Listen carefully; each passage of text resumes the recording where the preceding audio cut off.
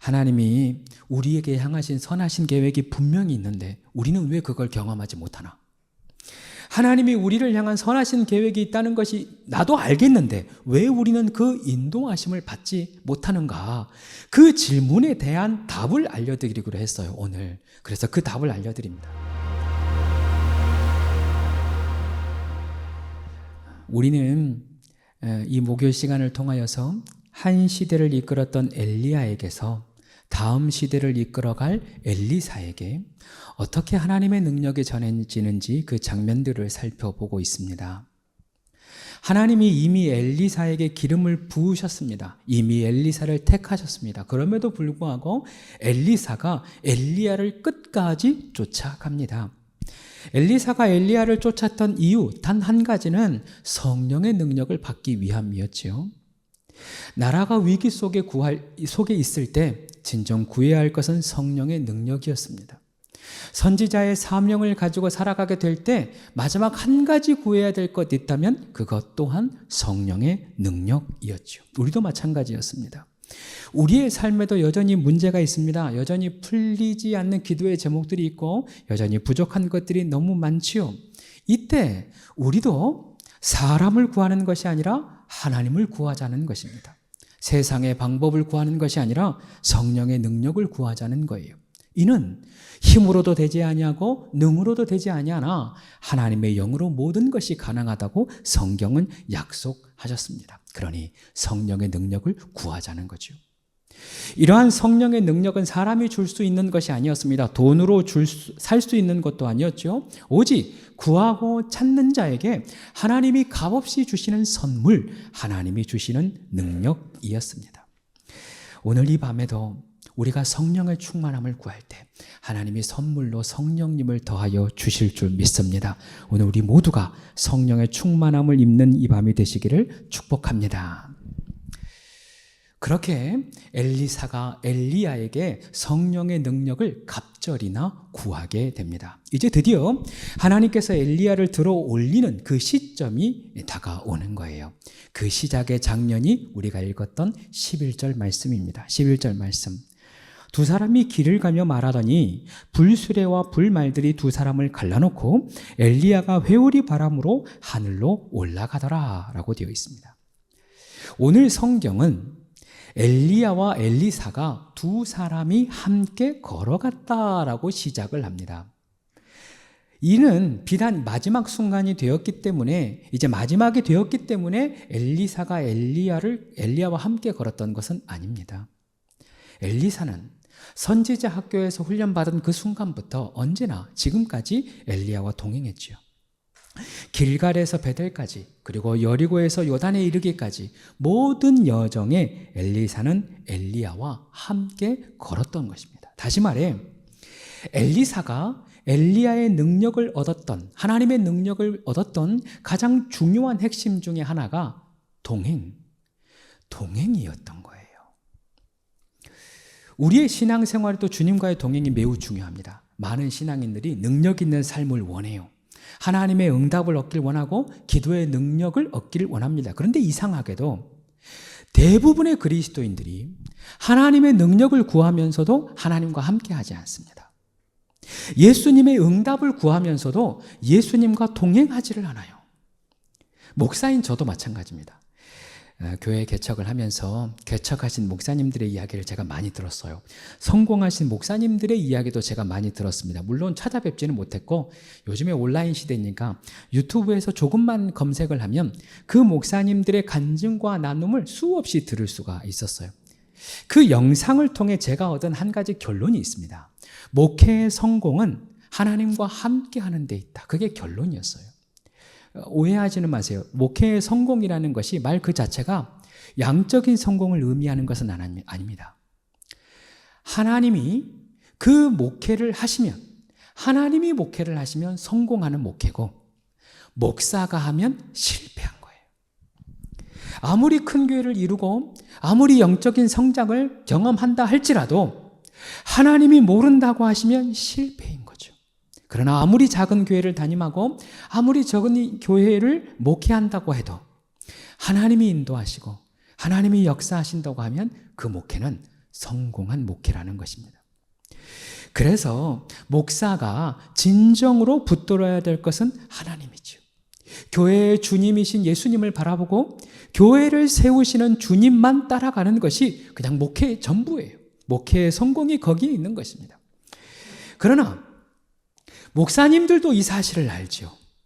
이 사실을 알면서도 불구하고 목사님들 서너 명이 모이면 무슨 얘기하나? 어떻게 하면 사람들이 더 모이나? 어떻게 하면 전도가 되나? 그것만 물어요. 하나님과의 동행이 성공하는 목회인 것을 알면서도 목사님들이 모이기만 하면 어떻게 하면 성공하는 목회, 어떻게 하면 양적으로 성장하는 목회를 찾느냐, 그것만 찾고 있는 것입니다. 저도 위험할 뻔했어요. 만약에 제가 40명의 개척 동역자가 없었다면 저도 똑같았을 것 같아요. 저도 오늘 이 밤에 여러분이 나오지 않았다면 저도 고민했겠죠. 이 사람들을 어떻게 나오게 할까? 이 사람들을 어떻게 기도회 자리에 나오게 할까? 저도 똑같은 고민을 했을 겁니다. 그런 의미에서 같이 나와주셔서 감사해요, 여러분. 여러분 없으면 어쩔 뻔했어요, 진짜. 목사만 그렇겠습니까? 모든 성도들 다 마찬가지예요. 하나님의 은혜를 구한다고 하면서도 하나님과 동행하지 않는다면 은혜 얻지 못하지요. 어려울 때만 기도하고 삶에서 하나님과 동행하지 못한다면 하나님의 선물을 받을 수가 없겠지요. 하나님을 찾을 때 예배 안에서는 하나님이 모든 것이 되신다고 알고 고백하지만 그 모든 것 되신 하나님과 삶에서 동행하지 않는다면 아무 의미가 없는 거겠죠. 얼마 전에 저희 아이가 쓰던 텀블러가 뚜껑이 깨졌어요. 뚜껑의 일부분이 깨지다 보니까 그 부분으로 자꾸 물이 새요. 이제 못 쓰는 거예요. 그런데 아내가 이것을 자꾸 붙여보려고 하는 거예요. 그 순간 접착제, 강력 본드로 이것을 자꾸 붙여요. 어떻게든 깨진 조각을 붙여보려고 애를 쓰는데 그게 잘 안 돼요. 붙여놓으면 떨어지고 붙여놓으면 떨어져요. 그런데 말씀을 준비하면서 그 모습이 자꾸 생각이 나는 거예요. 우리가 신앙생활을 하는데 마치 그렇게 깨어진 조각처럼 신앙생활을 합니다. 하나님이 어떻게든 주님께 붙어있게 하시려고 애를 써주시는 거예요. 우리 주님이 그렇게 하십니다. 그래서 우리를 주님 앞에 붙여놓으면 우리는 떨어지고 하나님 앞에 붙여놓으면 자꾸 떨어져요. 마치 깨어진 조각처럼 아예 붙지 않는 사람들처럼 그렇게 떨어져 사는 거예요. 그러다 보니 하나님이 은혜를 주셔도 그 은혜를 누리기가 쉽지 않습니다. 하나님의 생수를 부어주시는데 깨어진 그 조각 사이로 자꾸만 새요. 하나님이 은혜를 부어주시는데 자꾸 그 깨어진 틈 사이로 쏟아지는 거예요. 지난주 목요일 날 여러분에게 말씀을 드렸습니다. 하나님이 우리에게 향하신 선하신 계획이 분명히 있는데 우리는 왜 그걸 경험하지 못하나? 하나님이 우리를 향한 선하신 계획이 있다는 것이 나도 알겠는데 왜 우리는 그 인도하심을 받지 못하는가? 그 질문에 대한 답을 알려드리기로 했어요, 오늘. 그래서 그 답을 알려드립니다. 우리가 선하신 하나님의 인도하심을 받지 못하는 단 한 가지 이유는 주님과 떨어져 있어서 그래요.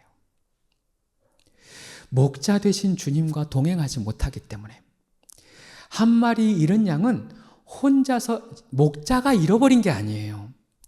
목자가 그 양을 잃어버린 게 아니라 그 양이 혼자서 어딘가를 간 거예요. 그렇게 목자와 떨어져 있는 양은 주님의 인도하심을 받지 못하겠지요. 목자와 떨어진 양은, 홀로 있는 양은 어쩔 수가 없어요. 주님이 아무리 말씀하셔도 그 소리가 들리지 않고 주님이 아무리 인도하시려고 해도 주님이 안 계시니까, 멀리 계시니까 그 인도하심을 받지 못하는 거죠. 하나님의 능력도 마찬가지고 하나님의 은혜도 마찬가지고 하나님의 도우심도 마찬가지입니다. 주님이 아무리 우리를 도우시려고 해도 우리가 주님을 멀리하면, 우리가 주님과 동행하지 못하면 그 능력을 얻을 수가 없는 거죠. 하나님이 역사하지 않는 것이 아니라 우리가 하나님과 함께하지 않는 것입니다. 그래서 오늘 이 밤에 오늘 여러분에게 권면합니다. 저와 여러분이 하나님과 날마다 동행하는 삶을 살기를 소망합니다. 일상에서 주님과 함께 해야 합니다. 삶에서 주님을 찾아야 합니다. 여러분의 삶 속에서, 직장에서, 일터에서 주님을 순간순간 찾으십시오. 그리하면 주님이 즉시 응답하실 것입니다. 주님이 그 즉시 내가 여기 있다고 가르쳐 주실 것입니다. 그제야 비로소 내 곁에 계신 주님이 발견되는 거죠. 이렇게 엘리야와 엘리사가 함께 걷는 것입니다. 이 함께 걷는 장면이, 함께 걷는 이 동행의 시간이 엘리사에게 결국은 하나님의 능력을 얻는 통로가 되는 거죠. 그렇게 함께 걷고 있을 때 하늘에서 불수레와 불말들이 갑자기 쏟아져 나오면서 그 둘 사이를 갈라놓습니다. 그리고 하늘에서 다시 한번 회오리 바람이 불러일더니 엘리야를 바람을 태워서 올라가는 거예요. 이제 홀로 남겨진 엘리사가 아버지요, 아버지요, 어떻게 나를 두고 이렇게 떠나냐고, 어떻게 되냐고. 이 말은 성경에 없지만 그렇게 됐을 것 같아요. 그 마음으로 엘리야를 부릅니다. 그럼 불러봐도 뭐 소용이 없죠. 혼자서 생각했어요. 우리가 아직 그 에스컬레이터가 없으니까 엘리베이터는 없는데, 지난번에 엘리베이터가 한번 고장이 났어요. 그때 여러분 기도하세요. 회오리 바람이 여러분을 올릴지 누가 알겠어요. 수월하게 올라올 수 있잖아요. 이것은 다음부터 안 하겠습니다. 놀라운 것은 그 다음이에요. 그 엘리야의 겉옷을 가지고 엘리사가 자신을 가로막고 있는 요단강 물을 치니까 그 물이 갈라지는 것입니다.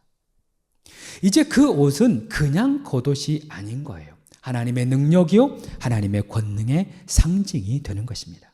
마치 모세의 지팡이가 하나님의 능력 안에 있을 때 능력의 지팡이, 하나님의 능력이 되었던 것처럼, 마치 다윗의 물맷돌이 하나님께 쓰임받아서 골리앗을 쓰러뜨렸던 것처럼, 지금 엘리야의 겉옷이 이제는 하나님의 능력의 통로가 되어서 요단강을 가르는 것입니다. 그런데 이번에 제가 성경을 묵상하면서 참 흥미로운 사실을 알게 되었어요. 엘리사가 엘리야의 겉옷을 가지고 기적을 지금 행했잖아요. 그런데 이후에 엘리야의 겉옷이 다시는 등장을 하지 않아요. 엘리사가 분명히 기적을 행했습니다. 수없이 기적을 행했는데도 불구하고 그때 엘리야의 겉옷을 사용했다, 혹은 엘리야의 겉옷을 입었다라고 사용한 기록이 없습니다. 무엇을 의미하는 것일까요? 이제 중요한 것은 보여지는 엘리야가 중요한 것도 아니고 이제 남겨진 겉옷도 중요한 것이 아니라 그 안에 하나님의 능력, 그 안에 성령의 능력이 중요하다는 것입니다. 겉에 보여지는 것이 아니라 믿음으로 얻는 하나님의 능력, 하나님의 임재가 중요하다는 거예요. 성경을 보면 유대인들에게 이 옷이 매우 중요한 역할을 합니다. 얼마나 중요하냐? 하나님이 제사장의 옷을 구분하여 만들 정도로 옷이 중요해요. 대제사장, 제사장 레위의 옷을 구분하여 하나님이 별도로 디자인하고 별도로 만드실 정도로 옷에는 의미가 있습니다. 그 옷이 무슨 의미냐? 그 옷 자체가 신분이에요. 그 옷 자체가 정체성인 것입니다. 그래서 성경 가운데 그 옷이 매우 중요하게 등장을 하는 거예요. 구약에는 그 제사장의 옷, 그리고 이따가 보겠지만, 잠시 후에 보겠지만, 신약에는 예수님의 옷이 옷으로 매우 중요한 포인트로 등장을 합니다. 우리도 마찬가지죠. 어느 영상에 보니까 나이가 들수록 옷에 신경 써야 된다 그러더라고요. 오늘 신경 쓰고 왔습니까, 여러분? 옆 사람과 인사하십시다. 아름답습니다. 어울립니다. 나이가 들수록 그렇다고요. 왜냐하니까 상황에 맞는 옷을 입고 있는 것이 그 사람이 가지고 있는 품위가 된대요. 근데 어디 나이 든 분만 그렇겠습니까? 젊은 사람들, 어린 사람들 다 똑같아요. 모든 사람은 자신의 나이와 또 그 상황에 맞는 옷을 입어야 합니다. 왜냐하면 그 옷에 따라서 생각과 태도가 달라지기 때문에 그래요. 여러분 참 신기하죠? 자꾸 목사 예화를 들게 되는데, 목사도 예비군 복을 입잖아요. 예비군 훈련하기 위해서 군복을 입으면 신기하게 단추를 안 잠그고 군화를 대충 신고 모자를 옆으로 써요. 목사도 그래요. 희한해요. 왜 그러는지 모르겠어요. 그런데 정장을 입고 복장을 갖추면 허리가 펴지고 어깨도 펴지고 희한해요. 그렇게 되어지더라니까요. 그게 옷이 가진 힘이에요. 뿐만 아니라 그 옷이 가진 능력이 나타날 때가 있습니다. 얼마 전에 야당역에서 교회를 지나가는데 뒷길로 오는데 경찰이 쭉 서 있더라고요. 음주운전 검사를 해요. 한낮에. 놀라운 것은 그 한낮에도 옆에서 누군가가 그걸 하고 있더라고. 그 낮에 왜 술을 마시고 돌아다니는지 몰라요. 중요한 것은 그런데 그게 아니라 그 사람들이 우리랑 똑같은 사람이에요. 그 남자분들이었거든요. 그분들도 옷 벗고 집에 들어가면 아내에게 잔소리 듣기는 똑같을 거예요. 분명히 잔소리 듣습니다. 그런데 그 옷을 입으면 멈추라고 하면 멈춰야 돼요. 그 옷을 입은 사람들이, 경찰복 옷을 입은 사람들이 멈추라고 하면 멈춰야 돼요. 그 옷 자체가 능력이 되는 것입니다. 권세가 되는 거예요. 영적인 것도 마찬가지입니다. 하나님이 신약시대 언급했듯이 우리에게 주신 옷들이 있습니다. 성경에 보니까 그 옷이 에베소서 4장에는 새 사람의 옷이다 라고 등장을 해요. 날마다 옛 사람의 습관을 벗어버리고 새 사람을 입으라. 그러니까 옛 죄의 습성들, 옛 죄의 습관들을 벗어버리고 새로운 습관, 교회 다니니까 새로운 습관이 실제로 있어요. 어려울 때 기도하는 것, 힘들 때 찬양하는 것, 어떤 일이 있을 때 오히려 주님을 붙들게 되고 말씀 보게 되는 것, 이 세 사람의 습관을 입어라 우리에게 말씀합니다. 그리고 또 성경을 보니까 로마서 13장 12절에는 밤이 깊고 낮이 가까웠으니 어둠의 일을 벗고 빛의 갑옷을 입으라 그렇게 되어 있습니다. 여기서 어둠의 것이라는 것은 성경 그대로 이어지는 말씀이 방탕하거나 술 취하거나 호색하거나 다투거나 시기하지 말고 오직 낮과 같이 단정히 행하래요. 그러니까 술 마시지 말고 호색하지 말고 다투지 말고 시기하지 말고 언제나 낮에 사람들이 다니는 것처럼 단정하게 다녀라. 삶의 변화를 가리키는 거겠죠. 그리고 세 번째가 그리스도의 옷이 등장을 합니다.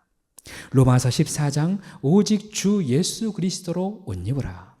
갈라디아서 3장 그리스도로 옷 입었느니라 라고 말씀합니다. 우리가 예수님으로 옷 입을 때 사단이 우리를 건들 수가 없습니다. 우리가 예수님으로 옷 입을 때 우리의 죄가 사함을 받고 예수님으로 옷 입을 때 우리가 모든 죄가 가리워지고 의인이 됩니다. 하나님의 자녀된 권세를 받을 뿐만 아니라 하나님의 능력, 예수님의 능력 있는 삶을 우리도 살게 되는 거예요. 자, 그렇다면 예수님으로 옷 입는다는 것은 무엇일까? 고민해 봐야죠. 얼마 전에 우리가 순례 여행을 다녀왔잖아요. 그때 우리 아이들이 꽤 많이 갔습니다. 아이들이 가서 다 같이 식당에서 밥을 먹고 남는 시간에 아이들끼리 놀아요. 그때 한 친구가 다 같이 가서 엄빠놀이 하자. 엄빠놀이가 뭔가라고 봤더니 엄마 아빠 놀이예요. 한 명은 아빠가 되고 한 명은 엄마가 되고 나머지는 아이들이에요. 첫째 아이, 둘째 아이, 셋째 아이. 그러면 신기하죠? 이 게임을 시작하는 순간, 이 놀이를 시작하는 순간 엄마는 엄마 말을 해요. 아빠는 아빠 말을 해요. 애들도. 예수님의 옷을 입는다는 것은 우리의 생각에 예수님의 생각을 넣는 겁니다. 우리의 마음 가운데 예수님의 마음을 품는 겁니다. 마치 아빠면 어떻게 하지? 엄마는 어떻게 말을 했지? 아이들은 어떻게 살아가지? 경찰의 옷을 입으면 어떻게 살아가야 되지? 라고 그 모습을 생각하고 또 묵상하고 살아가는 것처럼 예수님이 어떻게 하셨는지 말씀을 보는 거예요. 예수님이 어떻게 말씀하셨지? 말씀은 뭐라고 기록하고 있지? 예수님의 삶은 어떠했지?